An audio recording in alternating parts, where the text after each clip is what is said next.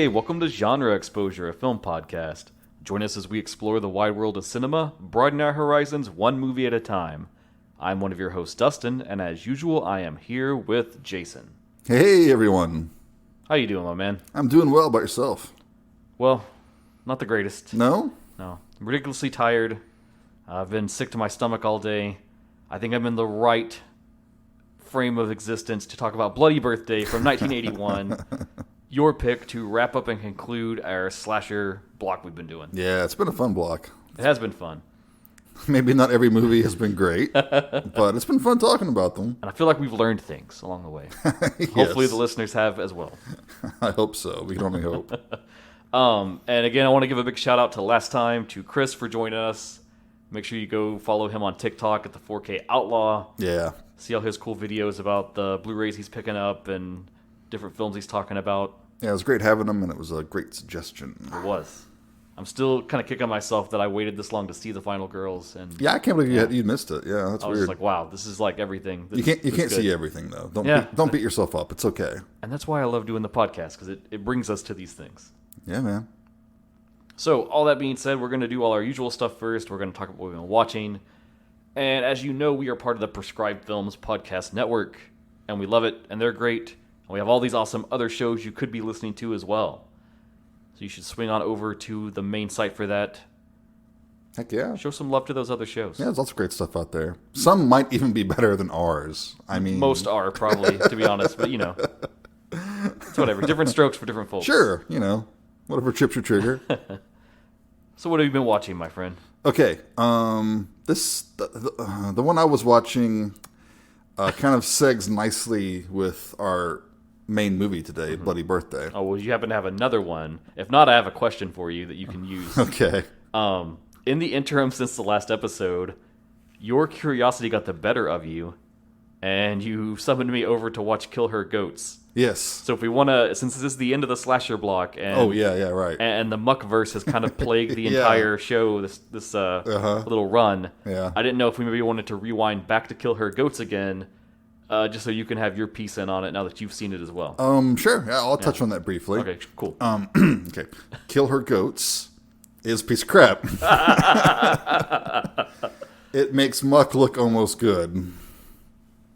It's just, it's like every criticism you said, I share. It's threadbare. It's almost nothing.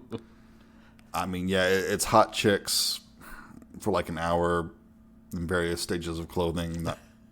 There's no real character. There's no real motivation. The plot is extremely confusing. If you hadn't explained stuff to me. Which I only figured out because after I finished it the first time, I was like, wait, what? And I went back and rewatched key scenes to because when the characters are introduced, it says a little something about them, and you have to read that and remember that. Some of them you see at the start, and you don't get the payoff for it till like the end of the movie, and you've already forgotten about it. Yeah, and it breaks the first rule of filmmaking. It's they're telling and not showing.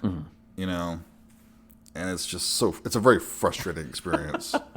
I liked it better watching it with you than I did when I watched it by myself. If you like bad movies and you got some, buds and beer, go for it. You needed several to finish the film, as I recall. There are two more points I want to lay down about it because I meant to say them last time and I kind of forgot and gutted them because I knew we had a lot of Evil Dead stuff to get into. Oh, yeah. Two things. One is that the cinematography, like I said, it was worse than Muck. And the one thing I wanted to mention that I really forgot to was... They do some like day for night shots, and they don't mask it well at all. No, it's completely disorienting. It's clearly the dead of night in one scene, and then the next scene it is like middle of the day, bright light. Right, especially when they're inside that shed and there's bright light pouring in from outside. It's obviously daytime.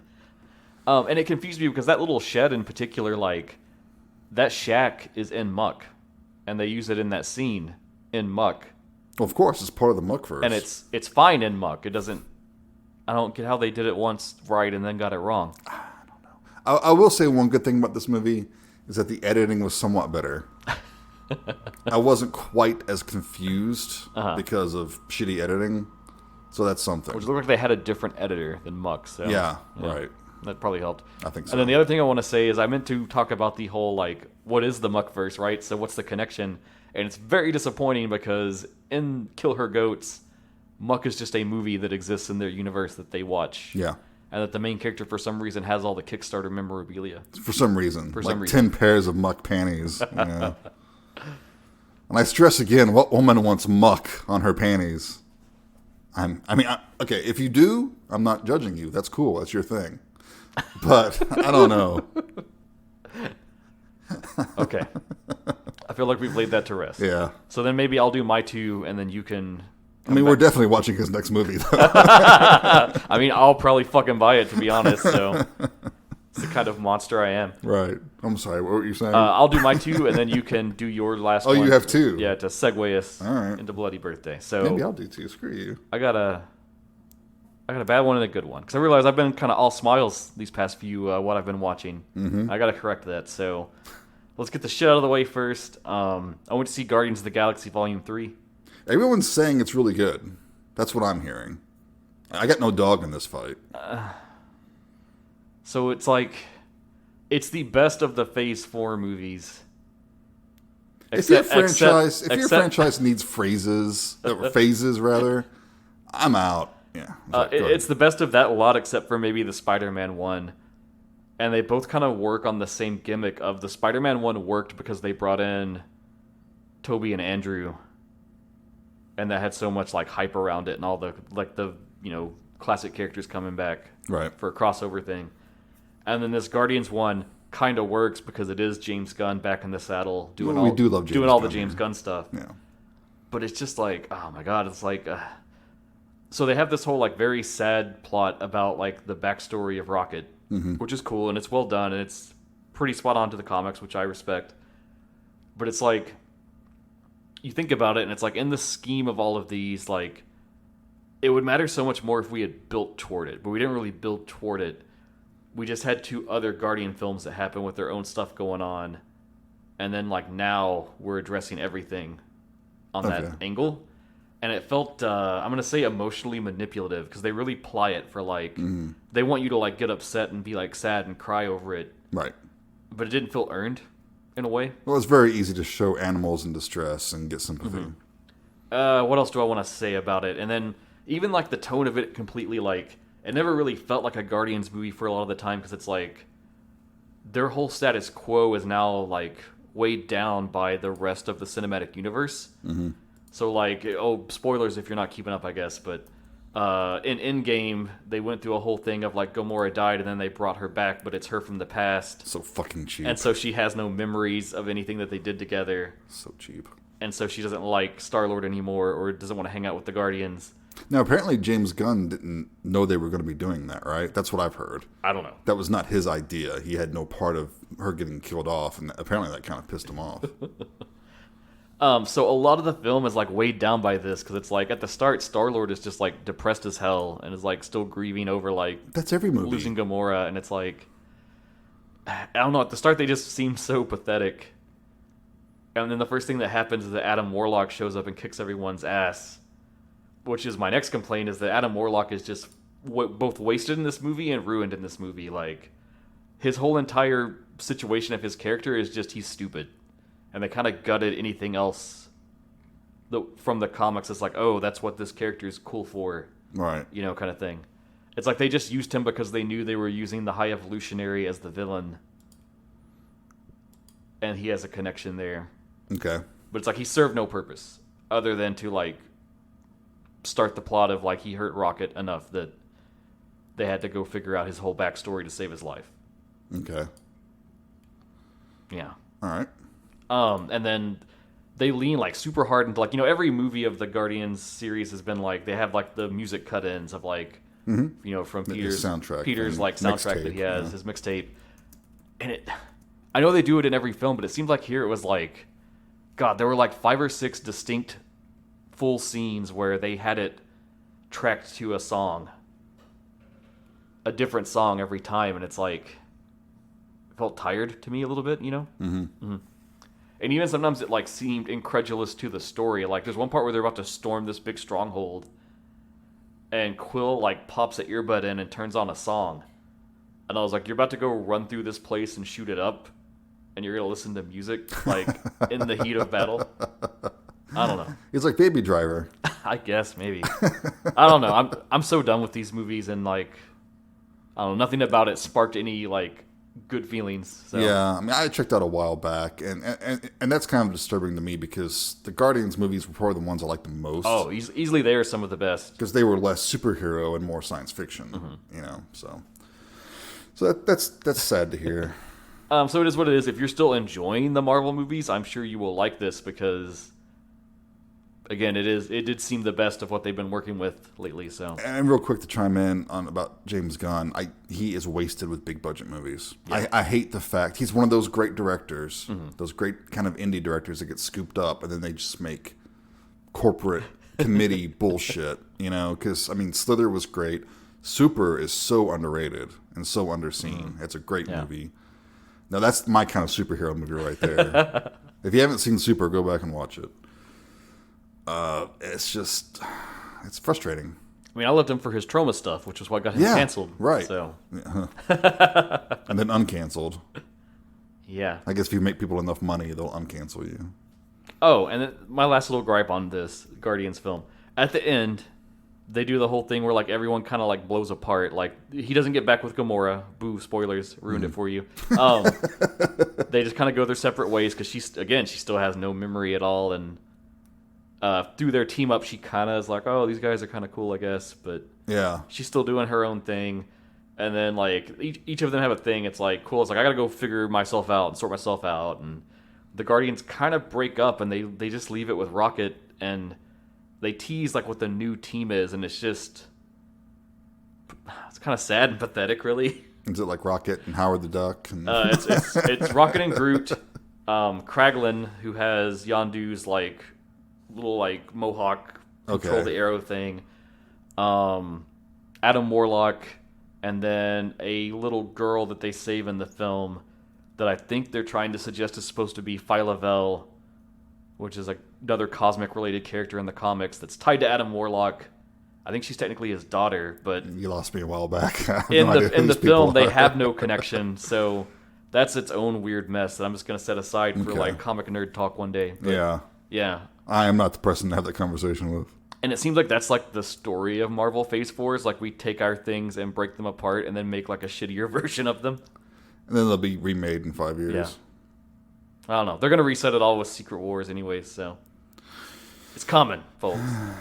Okay, so that's that. So what's your better movie? My better movie is I watched a 24 film that I had missed. I checked out In Fabric, directed by Peter Strickland. Oh, yes. From 2018. You may know it as the Haunted Dress movie, which is a terrible way to describe it. It was actually Tiffany that put this to me because she watched it on her own one day and then was like, oh my god, you need to see this movie, you'll love it. And it's really weird because as I was going through like the first part of it, I was like, I don't really know if I like this at all. I feel almost like I kind of don't like it. But then there's a part in the film that you hit where it kind of like pulls back a little bit and starts to unfold and you get more of the scope of what they're doing. And at that moment I was like, oh my god, I fucking love this film. And I love everything it's doing, and now that I know this, it makes everything I've gone through to this point also awesome. Okay. In a different way. So it's one of those you got to kind of meet halfway to a certain point, and then it clicks. It's very surreal, very abstract. There's no like coherent narrative where when you get to the end, you're like, oh yes, I understand everything that just happened. It's very open to your interpretation, very open-ended. I think when I tried to pitch it to you after I watched it, I was like, it's basically a more abstract Suspiria, but set at a department store instead of a dance academy. Right. So it's really weird. It's like this, the people that make the dress that have it in their store, they're doing like weird like culty ritual things with mannequins. And then it's not quite an anthology, but you see the dress move through the lives of like 3 different people, and it's implied that it continually is doing this. And it's just weird, and there's a lot of like weird sexual energy, tension stuff going on, and a lot of the little subplots. Okay. I dug it. It was so good. All right. That's one I missed. I'll have to check it out. I watched it about a week ago, and I literally have thought about it every single day. Wow. And like pondered more of like what it meant and what was going on and little details. Interesting. So super good. If you missed it like me, definitely circle back to that if you like weird brain teasers and ones that really get you thinking and pondering about stuff. Nice. All right, what was your other movie, or do you even have another one you want to talk about? I do. I watched a film that, as I said, kind of strangely folds in with Bloody Birthday in a way. I just kind of stumbled upon it. It was on Shudder. Oh. Poison for the Fairies. Have not heard of it. From 1984. It's a Mexican film. Here's the synopsis. A 10-year-old girl convinces a lonely classmate that she is a witch, forcing the child to become her assistant. Though their games are initially rather naive, they gradually take a nasty and violent turn.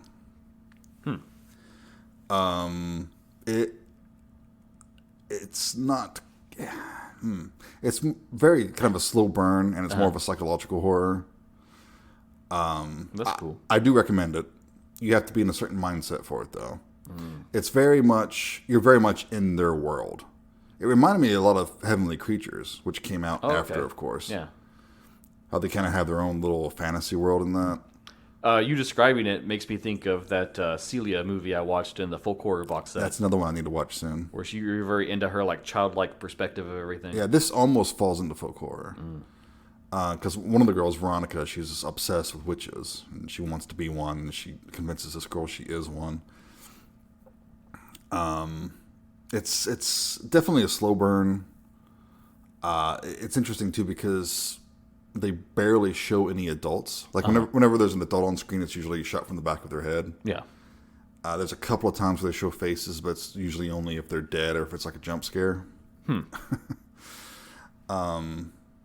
So I recommend it. If you like slower films, if you like that kind of child psychology and everything. Yeah. It's interesting. It's checking all my boxes, so. Yeah. I think you might dig it. Cool. It's not exploitive. It's not gory. It's not even really scary. It's just sort of a lyrical little children's perspective type film. Cool. Yeah, check it out. I dig it.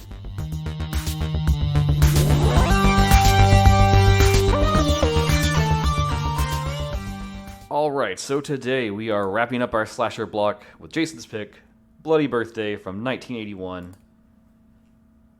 Directed by Ed Hunt. That's right. In the peak slasher craze, yes. 1981. If you followed along with us in that first episode, we kind of set up the history, and this is the golden age of slashers. And probably the peak year, honestly. I guess I'll hit us with the synopsis. Go for it.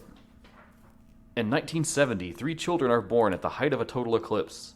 With the sun and the moon blocking out Saturn... oh my god, this is like bad English. Did you pull the same synopsis that I did? I think I saw that one. Yeah, it's kind of jumbled. Fuck me, dude. Wow.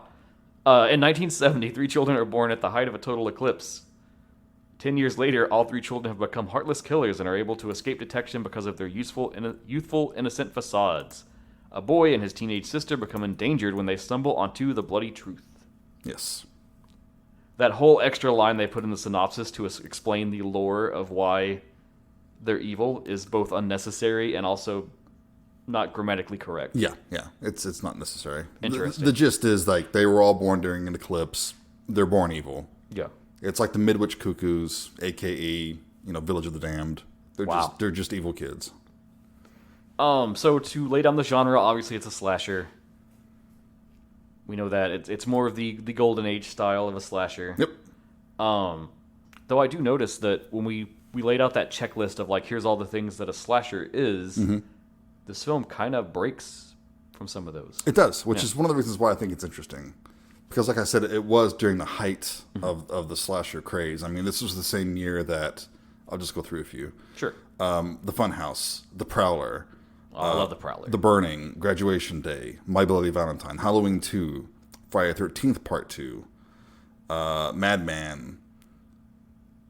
What a year. Yeah. So you've got all of these very traditional type slasher flicks with an unknown person, masked killer, going around killing nubile people. And this one is interesting because it's not really about that. It's about, who the killers are. Right out of the gate. You know they're the kids, right from the gate, yeah. And that kind of threw me off, too, the whole time. I was like, this seems like they're just giving it to us so much. Like, for about half the film, I was trying to work out that maybe, like, of the three, one of them wasn't actually evil. And in fact, like, the lead character, her younger brother Timmy, was one of the evil ones. And it would be like a flip twist. They kind of tried to do like a red herring type thing with him that's doesn't quite work. But when you're about halfway in, that kind of doesn't hold up anymore. Yeah, it falls apart, yeah. I was like, I guess it is what it is. Yeah. So that's one of the reasons why I like this one. So it doesn't have the mystery aspect, you know who the killers are. Mm-hmm. It doesn't have that typical revenge aspect. Right. Because these kids they're only motivated by, they just want to kill. Yeah, I was thinking of that idea of like there's a crime or a sin in the past that creates the monster or the evil. Yeah. And then that is like revenged and carried out into the... Or causes some sort of psychosis or something. But they're just born bad. Yeah, they're just shitty kids, man. They are compelled to kill. They get up and kill. The people they kill do not get up and kill. Also, it's not as gory as a lot of the slasher films at the time. And I read something about how the director wanted it to be a little bit gorier, but they cut some of those scenes. Yeah, I had a note about that. They kind of talked him out of going that far. But I think it's got good enough kills. I don't think it needs to be too much gorier. I mean, I'm always for more gore. I wish there had been more gore, but I also think that with the way they've shot it, like a lot of the kills, you straight up see the kids doing the act. Right. And I think that part is like a shock value that kind of supplants exactly the actual gore. You don't need the gore so much when it's a little 10-year-old. Especially when the kid gets the gun. Because those are pretty stark scenes that they make of him just gunning people down. Right. Okay, maybe we should just get into the movie. Yeah, let's start walking through. But yeah, there's this little preamble at the beginning. It starts in 1970.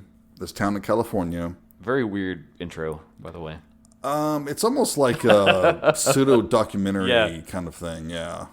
And there's like weird sounds, and there's talking. You can't quite hear the talking. And the wind's blowing muffled, really hard. Yeah. They're born under a total eclipse. And then we cut to 1980, 10 years later, same town. And there's this couple making out in a cemetery at night, as you do. Like you do. The guy's making a little game of getting to second base.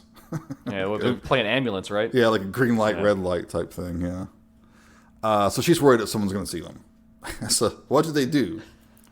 Let's get in the open grave. They hop into an open grave.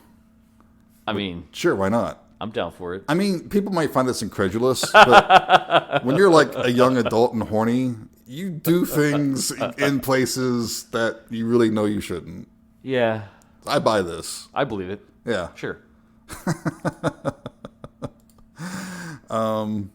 Okay, so they're messing around, right? And then we see like kind of the classic POV, you know, the killer's perspective. Some dirt falls down on the grave. The guy pokes his head up to see what the hell's going on. Wham! Hitting the head with the shovel. Yeah, he gets fucking slapped in the face with it. Yeah.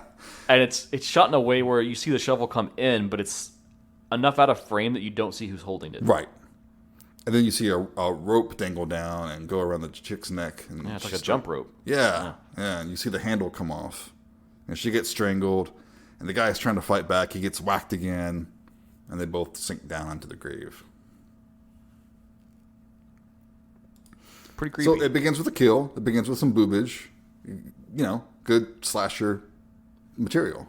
Yeah, that was a thought coming from Final Girls to this, and immediately we get a little bit of nudity, and I was like, oh, okay. Yeah. We're back in it now. Right, yeah. A slasher movie just can't be too chaste, you know? You gotta have some nudity in there, you know? Some puerile entertainment. So then we meet Joyce. Mm-hmm. And our lead, played by Lori Lethin. Yes. I really liked her a lot. I liked her too. I liked the whole cast. Seems like she hadn't done too much else, but a lot of these people didn't do a whole lot else. But the cast is good. Everyone looks like relatable. They look like real people. Mm-hmm. They're not overly attractive, except maybe with the exception of Julie Brown, who we will get to later. But I hate it in horror films when modern horror movies are really bad about that, where everyone's just. I think of all the Platinum Dune remakes. Oh God, yeah. If you compare like the cast of the original to the cast of the remake, it's like whoa. Yeah. Really. So is she making a pickle sandwich? Is that what she's making? It looked like she had just two big like pickles on bread.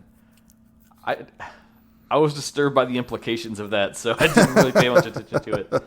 But we immediately learned the first thing about her is that she is interested in astrology. Yeah, she's working on all these big complicated charts. She's doing like one of those natal birth charts where you calculate with the horoscopes and stuff and figure out like personality traits. And I had a random note I pulled about this because I also am somewhat interested in astrology, so I thought that was neat. But the book she's using is a real book, Linda Goodman's Sun Signs. So it's actually like you could go out and buy this book. It was a thing that was in print at the time. However, all of the material that she reads from the book is not from the book, and it was just from the script that they had made up. Made to fit the story of the movie, Yeah. right? Yeah. Well, astrology was huge back then. Oh, yeah. That was the tail end of the whole cult craze and everything. Before it became bad. Yeah. We also know that she likes to wear big-ass radio headphones. Yeah. Interesting look.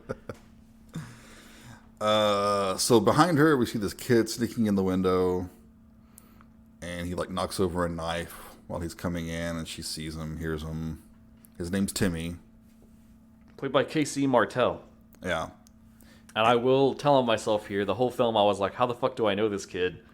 And I was like, oh, he's actually in E.T. and Amityville Horror, so... Yeah, he has some other cred. Yeah. And she's like, why are you coming in the window? He said he got locked out. He was feeding the dog. You can kind of tell he's lying. She doesn't really believe him, but it's like, whatever. She lets it go. Yeah. So, I mean, obviously, we think that this is our final girl / boy. And it's weird because it took me a while in the film to figure out their family dynamic. It's not till later on you get all the pieces of the puzzle, but I think to lay it out now, their parents are like away on a trip of some kind. Yeah, some extended vacation or something. And so Joyce is just kind of responsible for keeping an eye on Timmy, make sure he stays out of trouble. Yeah, right. And I guess she's like a TA of some sort because she goes to the elementary school. Yeah, she's like volunteering or something. Yeah. So she's goes to the class, and a teacher rims her out for being late. Mrs. Davis, yes, who is like your typical bitchy teacher. And she's played by Susan Strasberg, who does a good job. And she's been in some stuff. But you know something I'll say is that her performance is also nuanced because she comes across as really bitchy at first, but then she has some softer moments a little bit later. Yeah, to kind of humanize her. A lot of characters like hers wouldn't get that. The Manitou, that's what I was thinking of that she's in. Oh, really? I fucking love that movie. Oh, my God. It's a crazy movie. Yeah, but you could tell she's like probably the most talented of the bunch, acting-wise. Yeah. So there is a sheriff addressing this class. He's asking the kids if they know what murder is. He mentions that there was like some killings last night, and he has the jump rope handle, which he calls a skipping rope, and that really threw me off. I've never heard it called a skipping rope. So he's like, does this belong to anyone, or if you know whose this is? And you notice a few of the kids kind of give a knowing look to one another. Yep. And this causes Joyce to ask Timmy where he was again, to give us a little bit of a red herring. Yeah. But the three kids who are exchanging the looks, I mean, we know they're the murderers, you know? Obviously. Yeah, the movie doesn't make a secret about it. It's Debbie is the girl, like angelic, typical cute. Played by Elizabeth Hoy. Who has one other horror film to her credit. The same year she was in X-Ray. Oh, okay. A pretty forgettable movie, but I've seen it, but it's been a long, long time. But she has very distinctive features. I remember recognizing her. I was like, oh, it's the girl from Bloody Birthday. But she didn't go on to do too much else, sadly, because I think she's good here. Curtis, played by Billy Jane, and he is a respectable. He's the shittiest of all of them. Yes. He's just a little shit. He's like a mini Zodiac killer, man. Yeah, he's probably the most psychopathic of all of them. Yeah. And Steven's the other one. He's this blonde kid. Played by Andrew Freeman. Now, see, he was the one I thought was going to be the red herring of, like, he's not actually the killer. Okay. Because early on, you don't see him do a lot. And it's not till I think they get the gun that you ever see him actually kind of get in the mix. He's not as bloodthirsty as the others. So I was like, oh, it's going to be this twist of, like, they're dragging him along and he doesn't want to be involved. Mm-hmm. But no, it is what it is. But. Yep. And Debbie is the sheriff's daughter. Who she's the same age as Joyce. They're friends. Yes. Or no. I just messed that up. Yeah, Debbie is the sheriff's daughter. Well, Beverly is her older sister. And Beverly is her older sister. Who we meet shortly. Who we meet in a minute, and she is Joyce's best friend. Yes. And Debbie, the kids, they asked the teacher if there could be no homework next Monday because it's their birthdays. Yeah. And this is where we get the bitchy teacher thing. She's like, just because it's your all's birthday doesn't mean that everything stops for you, which, I mean, she's true. Mm-hmm. I guess more kids need that.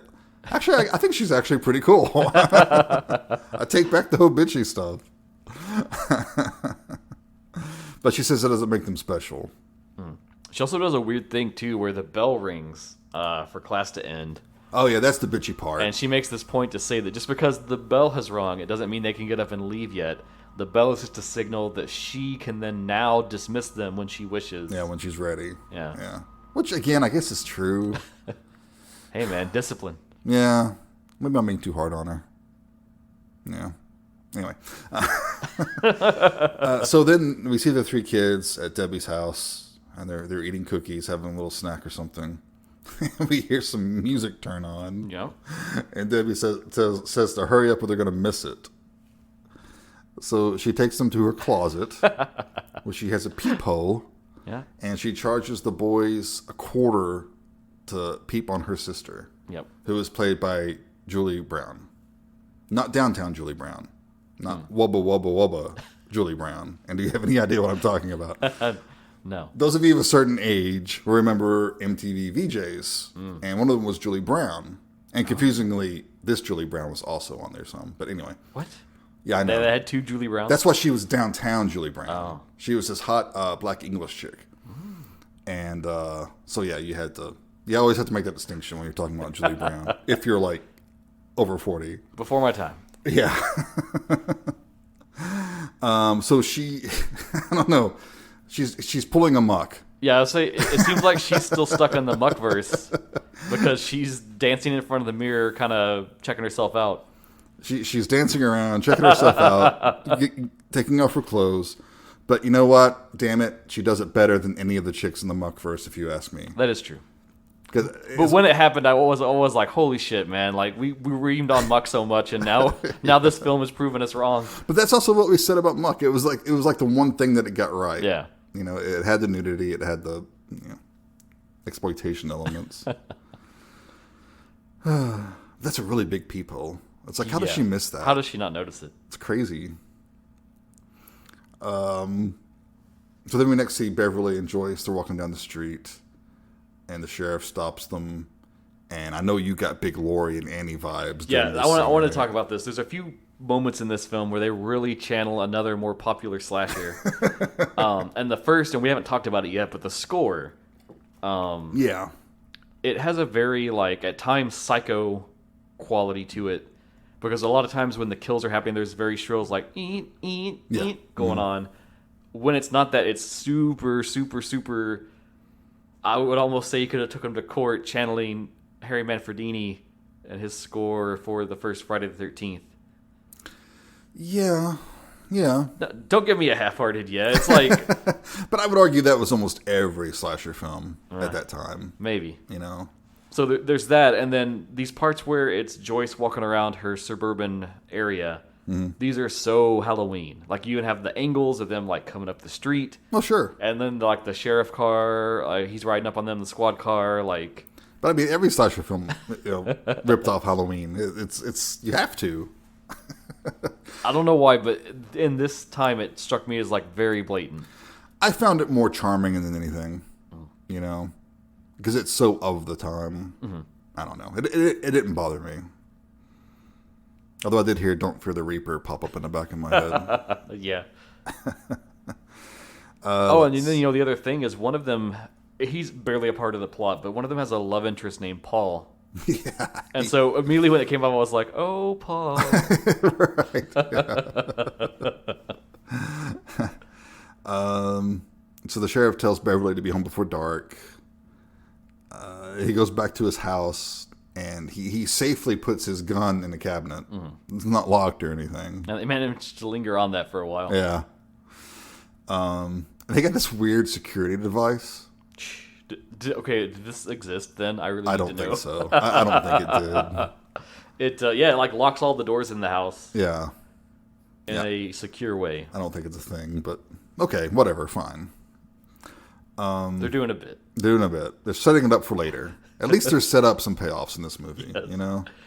We didn't have a title card come up and explain to us. Right. So Debbie's calling her dad outside, wants to show him something, right? I really like this scene a lot because the first thing you see is the kid set up a skateboard on the steps. Yes. And then she calls and is like, "Hey, Dad, come watch." Yeah. And so you think like, oh, they're going to trick him to like fall on the skateboard. Mm-hmm. And then when he comes out, he just steps over it. Yeah, he just steps over Yeah. it.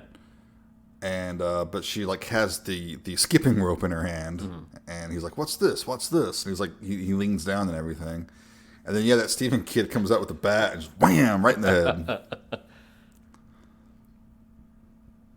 And Timmy comes out at this point. He's coming down the street, and he sees them kind of arranging the sheriff's body on the steps. Yeah. And the kids like look at each other, like, and Debbie starts yelling that Daddy fell. And the wife comes out, and of course she's distraught. I feel really sorry for I don't know why I'm laughing. for Debbie's mother because She goes through the ringer, man.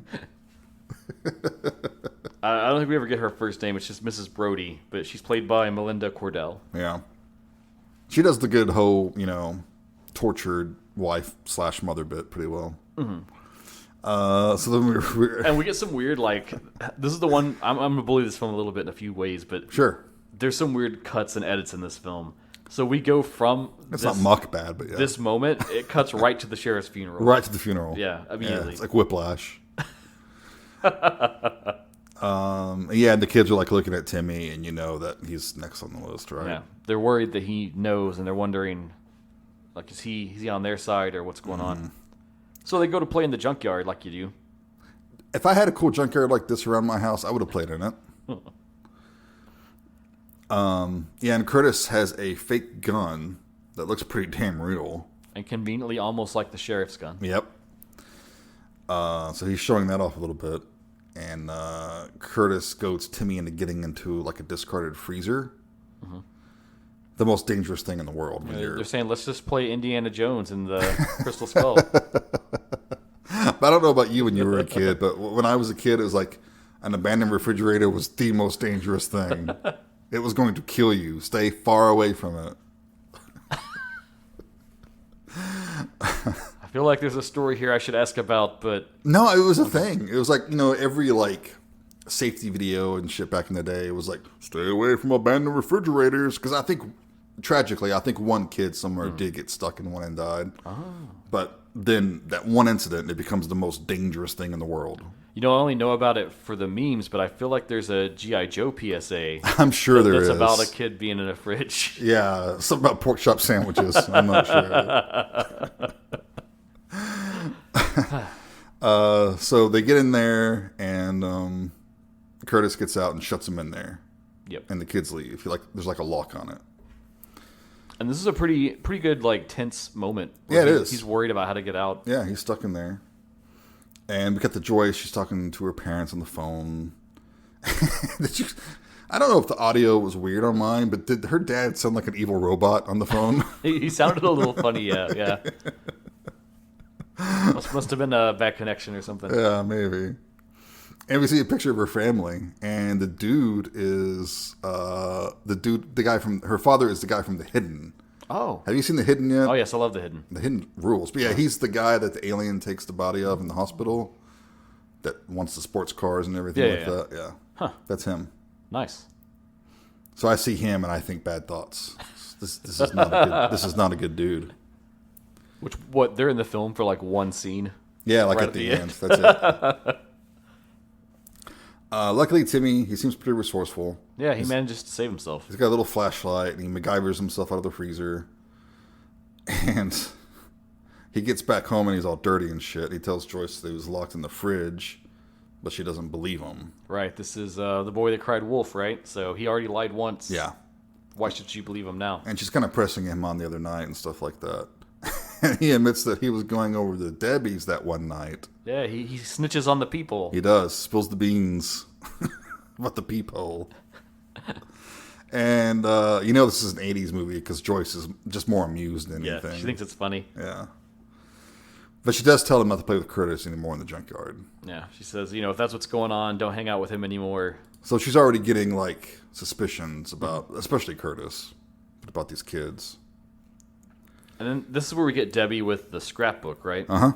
Yeah, she's pasting photos of her victims into her scrapbook. Yep, she's got a picture of her father, his obit, and then she's putting a picture of their teacher in there. Mm-hmm. And Stephen does a pretty good impression of their teacher. He's wearing Curtis's glasses. That was pretty funny. And that night, Curtis switches out the fake gun for the real one. Yeah. That belonged to Debbie's dad. It's still in the cabinet. And man, once he gets this gun, he like starts popping off. Like the level of him being depraved just kind of ramps out of control. Yeah. And this is another reason why I love this movie so much, because this movie is not getting made today. Mm-mm. This is not happening. Sure, we see movies with kids that they cuss and maybe, I don't know, I can't think of any recently where we see kids killing people. But anyway, it's usually played for laughs. Like Goodnight Mommy, right? They're kind of trying to kill the mom. I suppose so. But it's not a kid with a gun running around, literally mowing people. Especially when they go to the school. Yeah, just blowing them away. Yeah, that's not happening. Yeah. So the next day they're at school, and he pulls the gun on Mrs. Davis, and she's just sort of laughing it off. And she's like, don't bring that fake gun to school anymore. Mm-hmm. And then he just straight up shoots her. It's weird because he puts his jacket in front of it to try to silence it. Yeah. And it's like, dude, it's a fucking revolver. Yeah, that's not going to silence it much. No. And it's a little incredulous because they're like right in the heart of the school. So it's weird that no one heard it. I got the impression this was early. Because she's like in the break room. Like maybe she just had she's getting some stuff ready. You don't see anybody else around. There's kids like right outside playing. Yeah. Although, it's the 80s. Crime was so high. You'd hear gunshots going off all the time. No one's paying any attention to it. It's California. Whatever. So Joyce and, your word. Joyce and Timmy are coming at the school, and they distract Timmy. And I love the scene where Timmy walks up to Curtis and just decks him. Yeah. Just starts kicking his ass for locking him in the fridge. And Joyce is inside, like the break room or whatever it is, and she's messing around. And in true slasher movie style, her body falls out of one of the closets. Oh, and we should highlight the moment right before she finds the body, though, because Steven is still hiding in the room. That's right. And the revolver's been passed off to him. Yeah. And there's a part where Joyce goes up to like the sink and is doing some stuff. She's kind of puzzling because there's that bloody rag there. Mm-hmm. And you see Steven kind of creep out, and he's thinking about shooting her. Mm-hmm. But then when she turns, he backs off and doesn't go through with it. Yeah. Which makes you think maybe he's not quite as bloodthirsty as the others. Because what was stopping him? Yeah. But yeah, true slasher fashion. She opens one of the cabinets. It's like one of those floor-to-ceiling ones. Mm-hmm. And her body just, boom, slams out. And she freaks. And we next see her getting dropped off by the police at her house. And there's a note for her, signed Timmy, saying that he's playing at the junkyard. Mm-hmm. And she's like, what the fuck? I just told him not to. Angry and storms off to go get him. And meanwhile,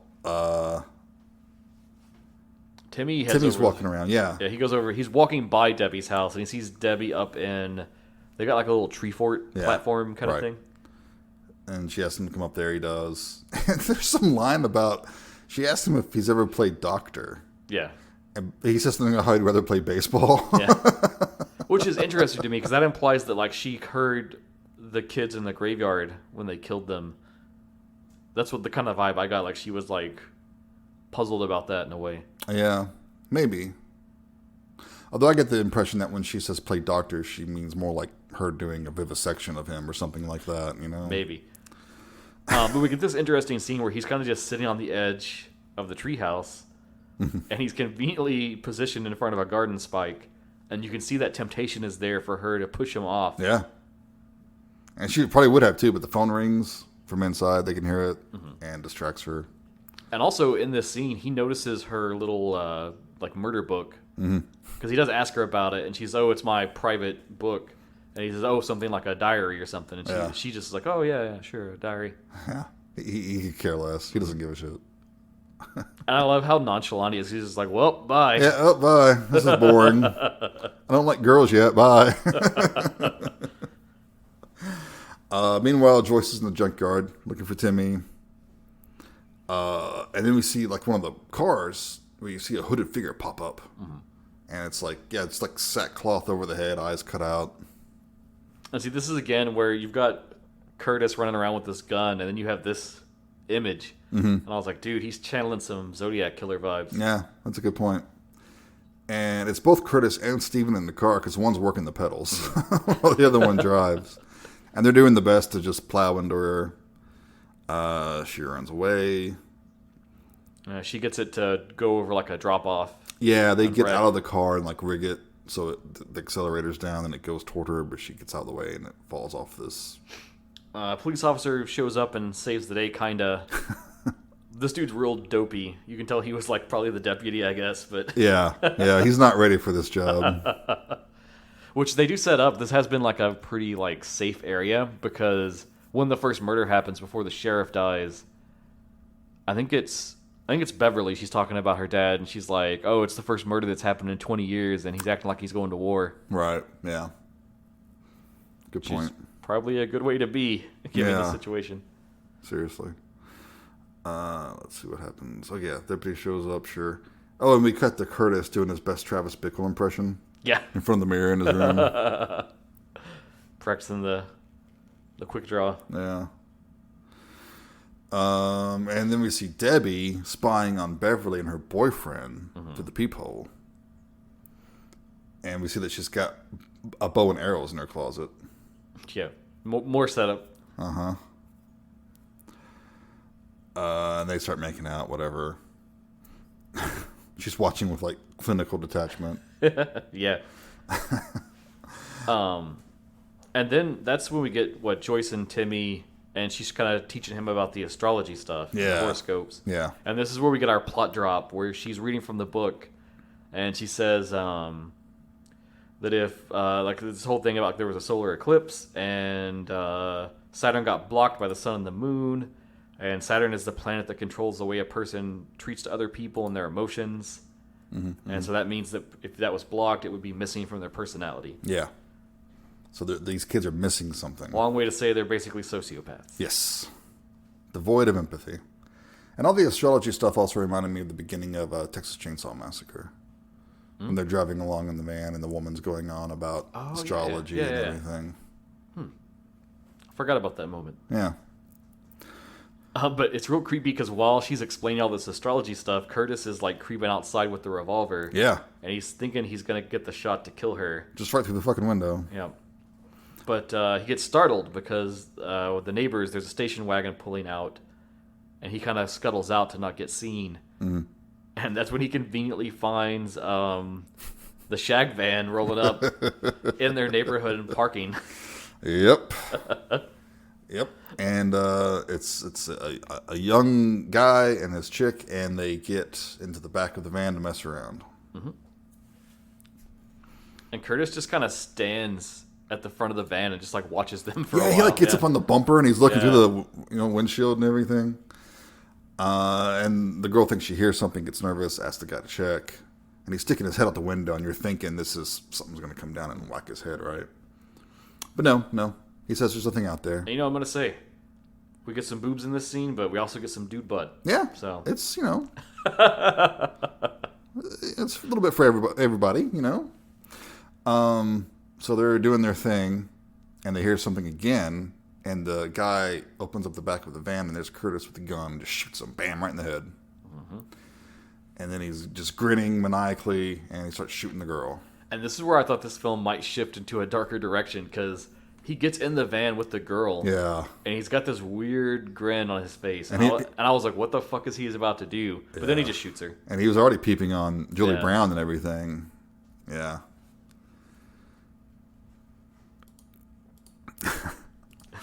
Yeah, that's a good point. So then I think our next thing is the birthday party, which they've teased several times up to this point.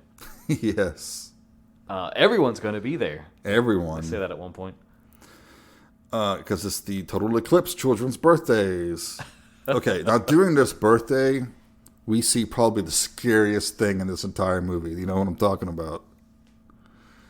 I'm talking about the clown God, that looks like yes. a member of Kiss. Fuck yes. With a shirt that says, "I can't say no." Of all the people that I wish they would have killed in this movie. We only see him briefly, but he's the most disturbing evil thing in this movie. There's some other movie out there that tells his story. It's like an intersection. Out there somewhere in the Muckverse. Yeah. So everyone's eating up cake and all that good stuff, and there's Having more a good inside. time. Yeah. And Joyce comes in to see that Curtis is in there adding icing to it and like messing it up, and she's fussing at him about it. She takes the one cake out, comes back, he's doing the same thing, but he's holding something behind his back. Yeah. Little vial of ant poison there. Yeah. And she's like, oh shit. So she thinks that he's poisoning everybody. So she runs out. She's knocking the cake out of people's hands and everything. This part's shot really well, too, because you, the viewer, find out about the poison before Joyce does. And they do a lot of quick cuts to different people eating the cake. Mm-hmm. I thought it was very effective. Yeah. You even get that one person who's like, she says, the cake's poison. And he's like, oh. Yeah. But turns out it was just a ruse to discredit Joyce. Mm-hmm. Yeah, it makes her seem crazy. Because Curtis goes up there and just eats a bunch of the icing. One of the kids, one of their grandpa, he takes a bite. Yeah. And then Curtis takes a bite. Uh-huh. And she even says, you tricked me. You know, you wanted me to think it was poison. And he's just grinning. A shit-eating grin.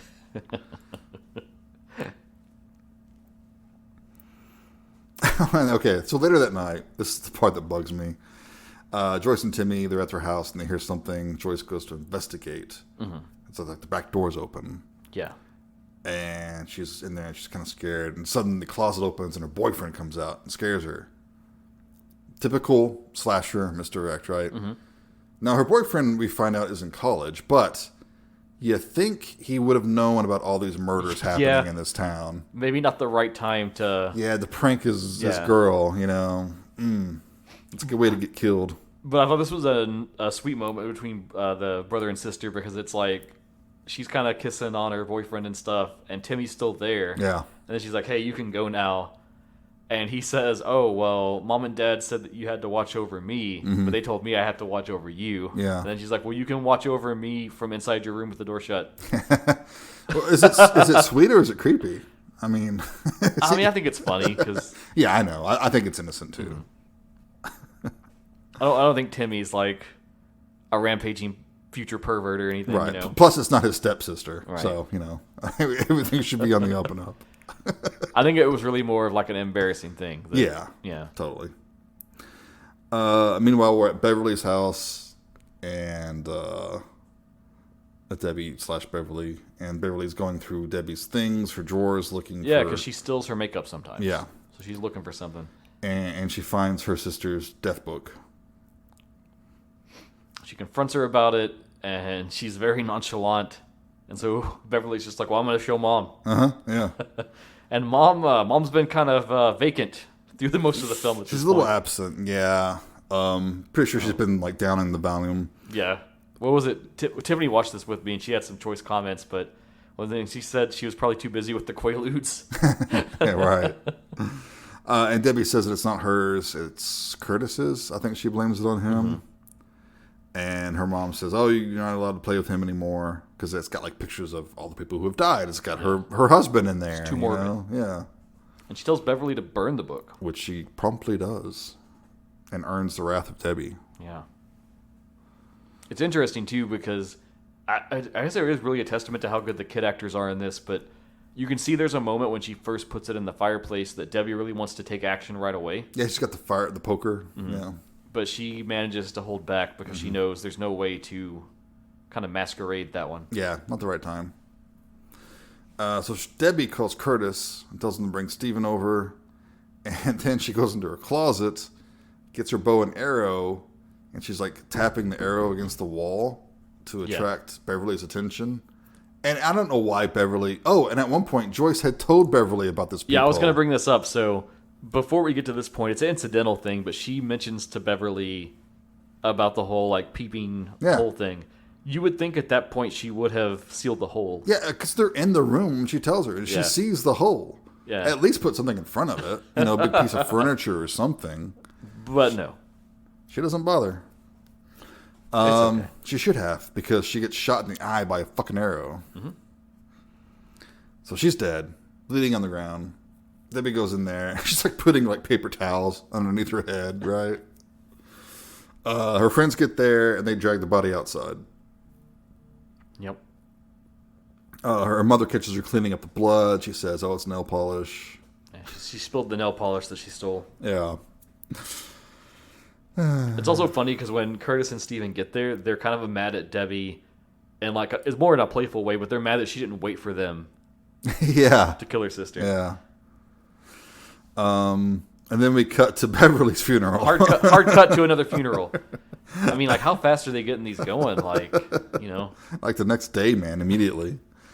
And her mother's really starting to lose it. You could tell here. Yeah, so she decides to check herself into a hospital for her well-being. Now, I got to say real quick that Debbie is wearing the same dress that she wore to her father's funeral, which I think is pretty gauche, but, whatever. I'll let it go. It's fine. Wow, okay. Really punching down this episode, huh? Well, they are murders, horrible children. They're still kids, man. Yeah, you're right. You can't expect them to be masters of fashion. I say as you're in, a college t-shirt over there. And you're wearing a shirt, oh, yeah. Prism Video. I was waiting for the time to bring this up. Yeah, I have a shirt with the Prism Entertainment logo on it. They were the ones that distributed this movie on VHS. Yeah, and didn't it come out like in 86? Like 5 years after it was released? It took a while, and it took so long that it made there be these rumors about, like, the film was delayed or didn't actually come out in 81, but it did. Yeah. I think that's one of the reasons why this isn't better known, because it was released kind of late on video. Yeah, just to run through it, because I have it right here since it came up. It got a limited theatrical release in the U.S. by Rigard Productions in 81. Then Prism brought it to VHS in 86. And then Star Maker Entertainment reissued it in 1990. It hit DVD in 2003 thanks to VCI Home Video. And then it hit Blu-ray first in England from 88 Films in 2014. And then Arrow Video gave it US 1, or I guess worldwide, Blu-ray in 2018. Yep.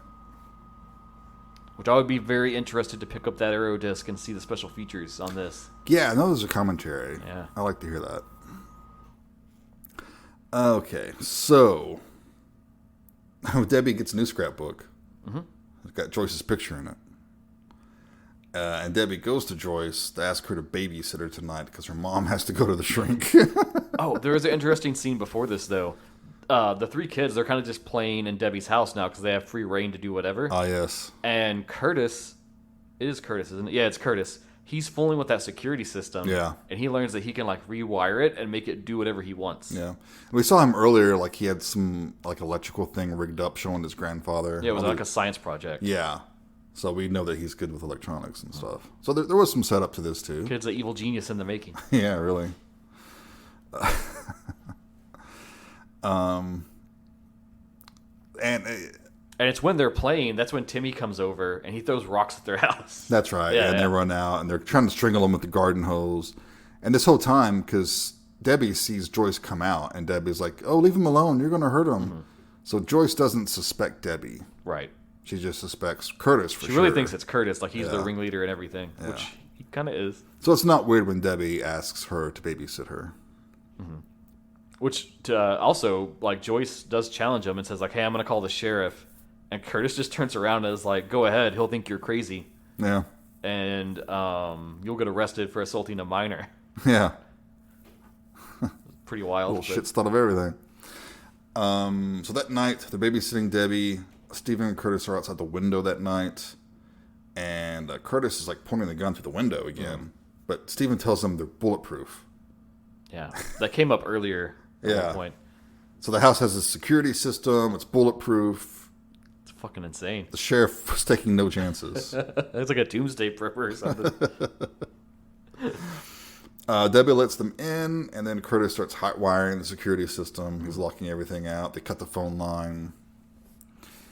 And Timmy's on the couch sleeping, but he wakes up in time to see Curtis aiming his pistol. Yeah, it's a rough spot because he's sleeping on the couch, and then Joyce has her big mega headphones on. Yeah, radio headphones on with her back to the door. She probably has neck problems from those things.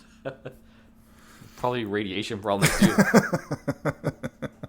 It's concentrated. Yeah, and he shoots at her but doesn't hit her.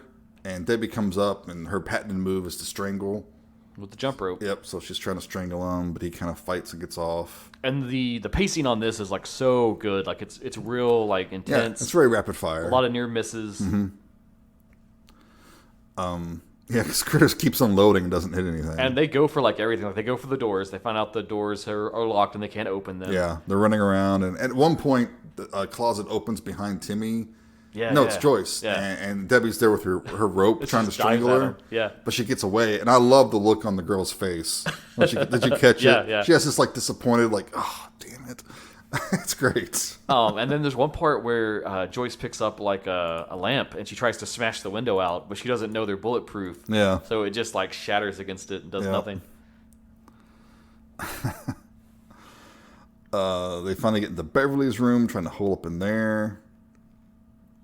Debbie's shooting arrows through the peephole, but is missing. Steven gets in the room. They kind of knock him down and get him in this big trunk. Lock him in there. And they got to deal with Curtis. Yep. And this part's it's a little incredulous, but I get they're just kind of having fun with it. But it's like we see him exhaust all his ammo, reload, and then he goes to town on them. And I think he goes through like 10 or 11 shots. Oh, yeah. Without reloading. And I was like, dude, it's a revolver, though. Yeah. It's way too fast to have him like have stopped and reloaded. Maybe he had a speed loader. But yeah, he's got him in his sights again, pulls the trigger, he's out of ammo. And Timmy goes up there and punches him some more. Yeah, beats the crap out of him. And then they're tying him up, they're like hog tying him. And Debbie realizes the jig is up at this point. Yeah, she's fucked. So she's bolting, she leaves. She just runs out the window. At the same time, her mother's pulling up. Mm-hmm. And Debbie's saying that her friends did terrible things, but she's going to get blamed. Mm-hmm. Joyce is going to blame her. Yeah.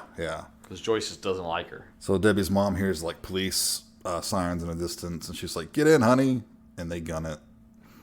Which is, it's really dumb, but also she's like insane. So I right. guess Yeah, I get it. You know, she's lost everything. This is her only daughter now. Right. I get it. She's not in the right place. Mm-hmm. So we get a scene with the kids going off in the cop cars. Yeah, police show up, they arrest them, and everyone is like shocked by this. Right. Who would have imagined? And Curtis gives another shit-eating grin to Joyce. Yeah, it's a great look too. Yeah. The smirk he has. And this is the scene where we finally get their parents. Their parents are back. Yeah. And they're standing with... They're just standing there. They don't even get a line. They're just standing there. Then we get a cool coda to the movie with Debbie and her mom at a shitty motel. And you see Debbie kind of playing with this jack. Mm-hmm. She's jacking it up and dropping it. Yep. And her mom says that your name is Bev now. It's Beth, I thought, isn't it? Is it Beth? Okay, I heard Bev. I thought maybe for Beverly. I don't know. But maybe it is Beth.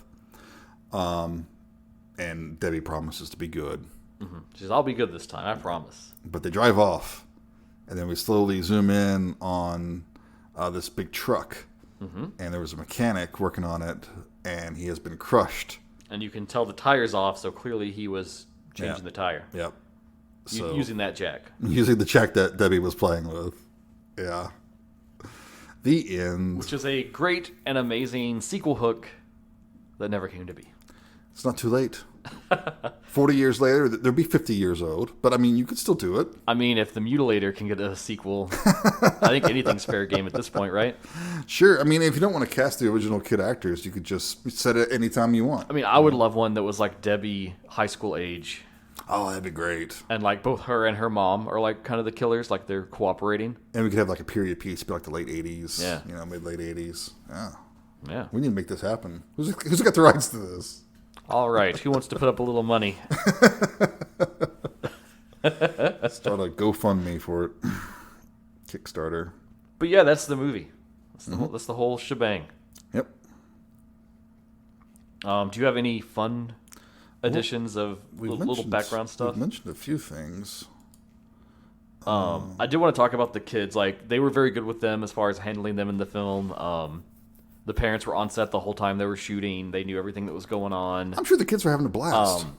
From what I gathered, the little I didn't go too deep on this, but the little bit I researched, like, they were very like, okay, you know, they explained everything to the kids that they were doing, and you know, they're playing pretend. And Kids know how to play make believe. Yeah, People need to give kids more credit. I agree, but it is good that they at least. Oh, sure. You know, I mean, you do need to put everything in context and make sure they're not, you know, psychologically scarred or anything. Yeah. Obviously. Lori Lethin, she got to do all her stunts in this film. Yeah. Which is cool. And she said she really enjoyed that. There's a quote from her that she said, I'm kind of an outdoor gal and also a bit of a tomboy. So when I was given the idea of running around and doing my own stunts and being chased, the whole concept was very fun to me. It's fun. That's cool. Beverly had some cool posters. Oh, in her yeah, room. she did, yeah. She had a Ted Nugent, which isn't so cool, poster for various reasons. Do your own research. Roger Daltrey poster. That was a weird one where he's like a centaur. Yeah. And ooh, that was strange. I know Eric Estrada was in there. Debbie Harry, who I love. Van Halen. You can see Rocky Horror Picture Show. And isn't there a Blondie poster too? Yeah, Debbie Harry. Blondie, oh, yeah. Duh. I always forget. Right. Another thing that Lori Lethin said was like the mood as far as like when they worked on the film. It was really, really lighthearted despite all the horrific elements.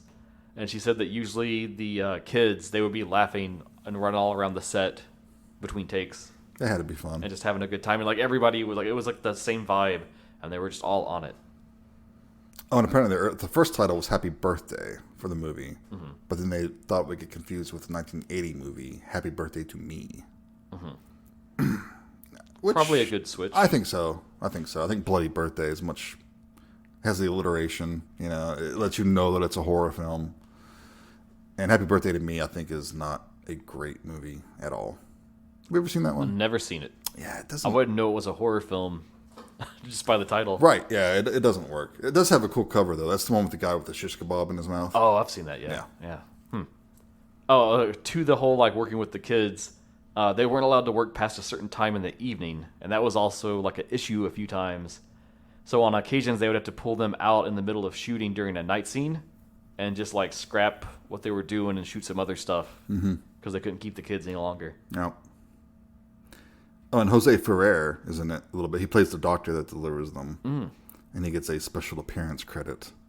And, of course, a couple of years later, he would be in one of your favorite director's movies. He would be playing the Emperor of the Known Universe, Shaddam IV, in David Lynch's Dune. Yes. Quite the prestigious role. That's the role that Christopher Walken has in the new one. Really? Yeah. I'm very interested to see what they do, because Walken may actually act again, which would be nice. Yeah, the trailer was pretty cool. Yeah, the trailer looks awesome. This had some different titles in other countries. In France, it was The Killers of the Eclipse. I like that title. Very on the nose. And then in Germany, it was Children of the Devil. Yeah. That works too. But I think as far as fun notes, that was all I really had. I bet there's a lot of good stuff on those special features. Probably. If we had had access to them. Yeah, I don't own that one. Well, this brings us, I guess, to what we thought of the film. I don't think I have anything else like technical to add about it as far as like the production of it or. Not really. I mean, I don't. Speaking briefly of the production, it isn't like the best shot movie. It isn't the best looking movie. It's a little pedestrian, but it fits perfectly in with all the other slasher movies at the time. You know. Yeah. What did you think about it? Okay, I'll go first. Yeah. So I think there's a lot to like here. There's a lot to love. I think the strongest thing is the performances. Like literally every actor in this is like really, really good. Yeah. And when you look at some of them and realize they really didn't go on to do too much more, it's like, wow. Like, yeah, especially the kid actors. Yeah. But you know, is what it is. There's a lot of like incredulous plot points in this film that kind of pulled me out a little bit. I hit most of them along the way, but like the gunshot in the school. Let's see what else. The extra bullets in the gun. That one really bothered me too because they make a point that whenever he runs out of bullets, Timmy makes fun of him and says, "Oh, you couldn't just count to 6," Yeah. which was a great line. But Yeah. the fact I know the mom's crazy, but the fact that she like just immediately believes Debbie and whisks her away. I buy it. She's stressed. It's a little lacking in the gore department. I think we established that off the Yeah. gate. I do think that the fact that it's kids and that they really show them going through the acts, that does kind of counterbalance that. Yeah, I mean, you got a kid firing a gun at people. But also the fact that a gun is the main murder weapon for a lot of the film, that's like... It really hampers a lot of what you could have done for the gore. I agree, but it's also a smart choice. And these kids are smart. You know, they lack the strength of an adult. So, I mean, to have a ranged weapon like that, it's... Except again, and talking about incredulous stuff, this was one that Tiffany griped about that I was like, I don't know, maybe. The fact that when they're in that grave and they beat the one guy with the shovel and then like they choke the woman with the jump rope and lift her up off the ground. Yeah. For the 3 kids to do is a little out of there. Maybe. But also, I mean... Unless we're going to say they're supernaturally empowered. They could be. By the eclipse. I mean, a kid wielding a shovel, that's still going to get you some momentum and stuff. And it could have been two of them tugging on the rope. Maybe. I'm okay with it. It doesn't take me out. The score is like super derivative. I thought it's probably the weakest part of the movie. Really weak. And then I went back and forth on this, so I don't know if this is like a detraction for me or a benefit, but the fact that we know the killer's out the gate, I wonder if it could have worked better with more of like a whodunit angle to like sussing things out. And the comparison for that is Bay of Blood.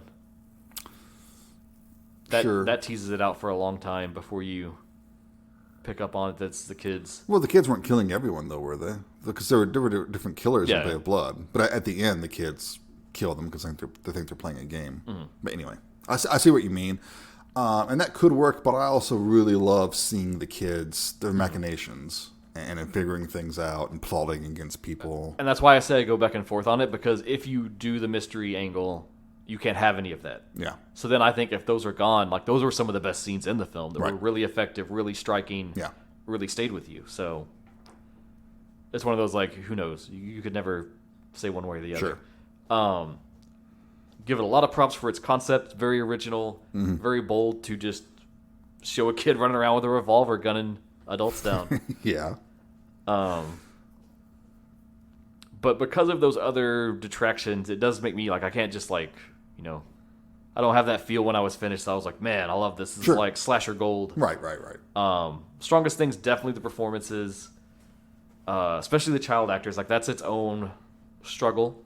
And we've seen that in some of our other films that we've covered over the years.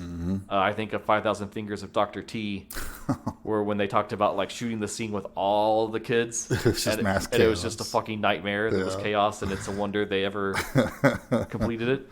Adds to the charm. So the fact that these kids were really on point, really great the whole time. They're never obnoxious. They do the right, faces in the right moments, say the lines the right way, like really, really, really on spot. Some of the best kid performances I think I've ever seen in a film. That's really commendable.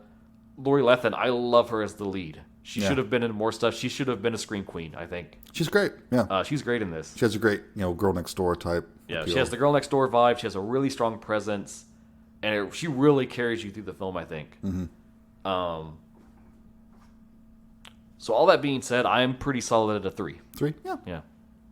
That works. That's fair. Cool. Well, I'm glad you enjoyed it. Obviously, I like it because I brought the movie to us. But I think all your critiques are pretty on point. Oh, before you continue, I got to say one more thing. No, please. In giving it a 3, it made me think back to Muck, which I also gave a 3. Really starts to make that 3 over there look more flimsy by comparison, because even with all the stuff that I kind of didn't like about Bloody Birthday, God, it's still a world of magic beyond what Muck was. Yeah, but it's also okay to enjoy a movie for its badness. Its shittiness, yeah. Yeah, that's true. All right, please continue, my friend. Yeah, no, I agree with a lot of your critiques. What I love about this movie is that it is, for the time, it's pretty daring, having kid killers and everything, and it's different from all the other masked killers that we saw at the time. Oh yeah, that's. Sorry to keep cutting in. No. You're making me remember thoughts I had. Like when I think of other one and done slashers from this time, like The Burning is one of my favorites. Yeah, absolute favorites. But it is, in a way, like, even though it is really well done, it's also very derivative because it is just a summer camp slasher. Yep. That's like 100% to the formula. Yep. So it's cool that Bloody Birthday did, like, you can't say, oh, it's just like another one of these. Right. Yeah. It's not really. It's very much its unique concept. And in a lot of ways, I don't know. I'm not sure if slasher is even the best term for it. I think it fits, but yeah. It's also more of a, I don't know, thriller, suspense. For sure. Maybe even barely supernatural because of the whole eclipse thing, But I like that isn't the biggest part of the movie. I'm glad it's not. I'm glad they don't have, like, psychic powers. Yeah, there's another version where they could have really leaned into that. And, where it was like a Village of the Damned thing. which I did get some of that vibe sometimes. Sure, but we don't see them, like, levitating people or killing them with their mind or any of that shit. All the actors are great. Everyone's well cast. It's a little flat looking, which is pretty typical of all the cheap slashers at the time. Like I said, the music's derivative. But it has this just sense of fun. It's never boring. It's got good kills. It's got some boobage for all the puerile 13-year-olds running this at the video store. Or people that are like us that are adults now and never grew out of it. It's just a fun little different movie. It's not a classic. I would never put it up against Halloween. Right. But it's a fun, underseen movie that I think more people need to pay attention to.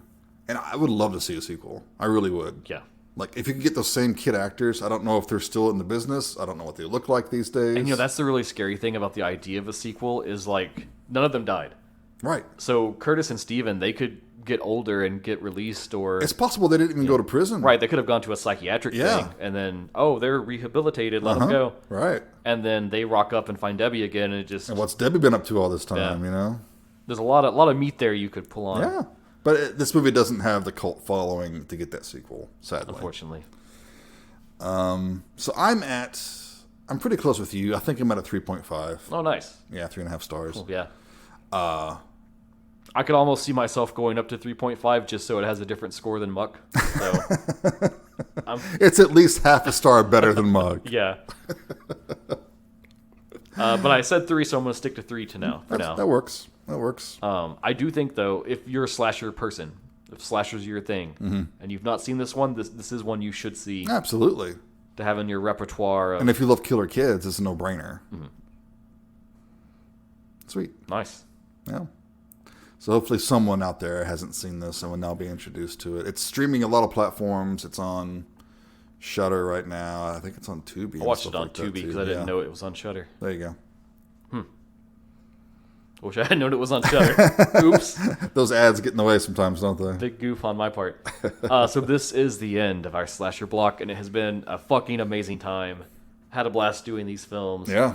We took an interesting trajectory where we started kind of modern with films that were nostalgic throwbacks to the golden age, and then you brought us back there to wrap it up. We had to go back to 81, man. We had to. Like every slasher, you have to go back to the source. Back to where it started. Back to where it started. You know the rules. Randy set them.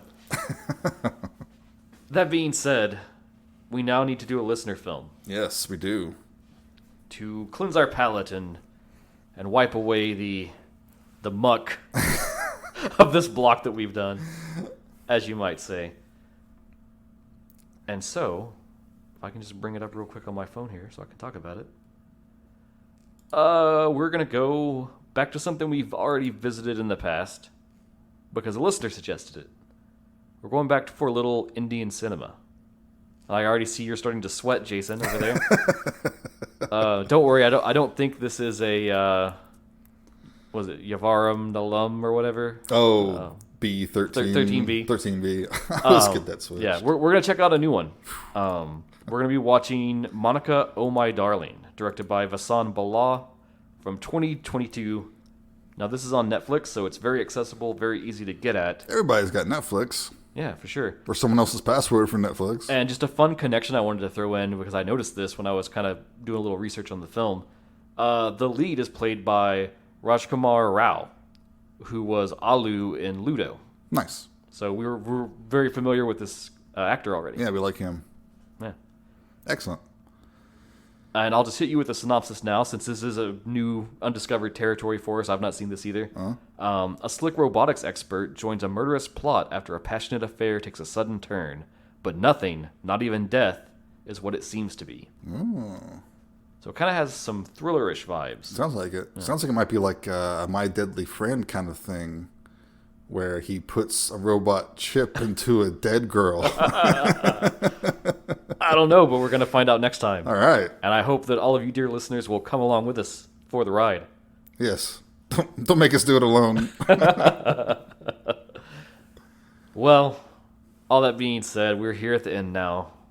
We bid a fond farewell to the world of slashers for the time being. For the time being. I'm sure we'll come back I'm sure to we'll it. return. And you, listener, can make us return if you just suggest us a movie. We hit some wide range on these 3 films, but there's so much more we could have got to. Oh, yeah. And you can help us do that by suggesting a film that we should check out and cover for the podcast. Yeah, what slasher movie did we miss? Yeah, what's your hidden gem that's like your one that you champion? We want to know. Send it to us. Maybe we'll do an episode on it. If we do, we will mail you a super cool genre exposure sticker for free. Yeah. If you want one. It's totally compulsory. We won't make you take it. We won't make you take it. We won't stalk you and show up at your house. But they are pretty cool. And I definitely won't bring Kill Her Goats. Make you watch it. Make you watch it. Stare at you the whole time so I can see your reaction. No, it's not going to happen. No. But if you are interested in that, we can make it happen. you can hit us up on Facebook. You can hit us up on Twitter. You can hit us up on Instagram. You can email us your secret desire to watch Kill Her Goats with us at genreexposure@gmail.com. I'll bring the beer. Yeah, this has been Genre Exposure. All right, take care, everybody. Bye.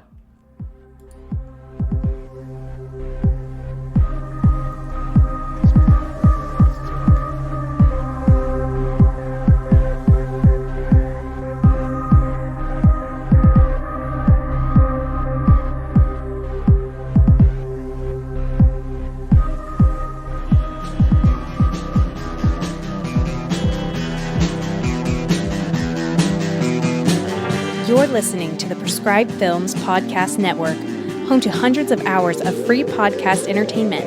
The shows on this network all have a common goal, providing you with the best discussions about movies and other forms of entertainment media. The PFPN hopes to fill your earholes with audio joy. Visit our website with links to all the other amazing shows at www.thepfpn.com. Thanks for listening.